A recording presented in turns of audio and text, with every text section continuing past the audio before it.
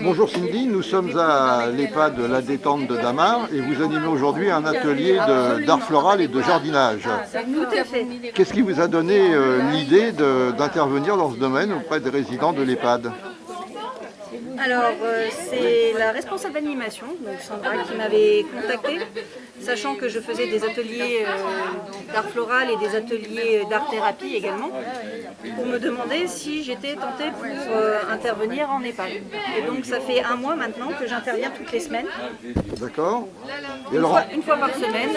Une semaine, on fait art floral ou jardinage, et une semaine, on fait art créatif et art-thérapie. D'accord.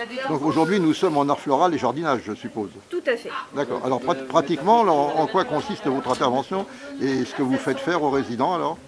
Alors aujourd'hui c'est une journée un peu particulière puisque c'est une journée des familles, puisqu'on est à quelques jours de la fête des mères, donc on a proposé aux filles, petites filles et autres de se joindre à nous pour faire finalement un atelier intergénérationnel. Et donc on en est à quelle étape? Alors je vois que vous avez des plantes Alors replanter. il y a des plantes que j'ai achetées pour l'occasion et il y a aussi des plantes que des familles nous ont données. Et on est en train donc en même temps de faire une double action puisque les pots qui sont là sont les pots qui sont à l'extérieur et qui du coup vont embellir la terrasse de l'EHPAD. D'accord, donc chaque résident est responsable d'un pot? Chaque résident, chaque famille a son propre pot et travaille dessus. Et donc ce sera le pot de Madame X ou de Monsieur Y, c'est ça? C'est ça. Mais au final, il sera comment dire, de toute façon, pris en charge par un peu tout le monde, puisque quand ils sont sur les terrasses, chacun s'occupe d'arroser, de nettoyer. Et vous, à titre personnel, vous avez fait une école d'horticulture. Qu'est-ce qui vous a amené à vous occuper de fleurs et Alors moi, de végétaux? J'ai fait une reconversion dans la fleur, donc en tant que fleuriste, et ensuite je suis partie à l'étranger me spécialiser en mise en valeur de produits et d'images. D'accord. Donc vous avez une double casquette en somme.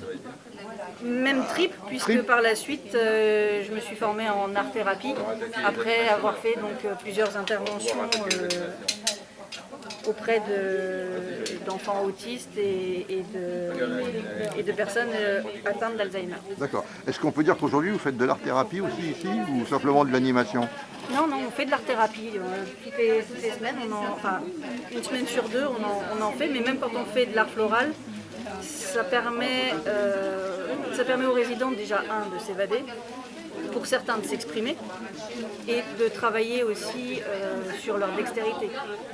On peut également faire des ateliers sensoriels avec les plantes, pour justement tous les résidents qui commencent à être malvoyants. On peut travailler sur les émotions, on peut travailler sur tout un tas de choses par le médium du végétal. Voilà, une très belle action. Une dernière question, alors comment est-ce que vous avez senti chez les résidents un intérêt qui allait croissant au fil des ateliers? Un intérêt croissant puisque maintenant ils m'attendent. Mais un intérêt partagé puisque je viens pleine d'envie et avec joie. D'accord. Eh bien Cindy, merci beaucoup. Mais je vous en prie. On ne voit pas, on ne voit que l'appareil.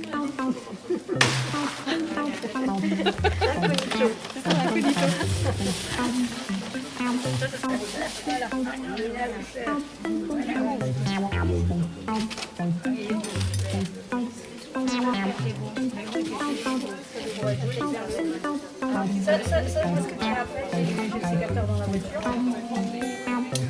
Là, par exemple, ça c'est mort.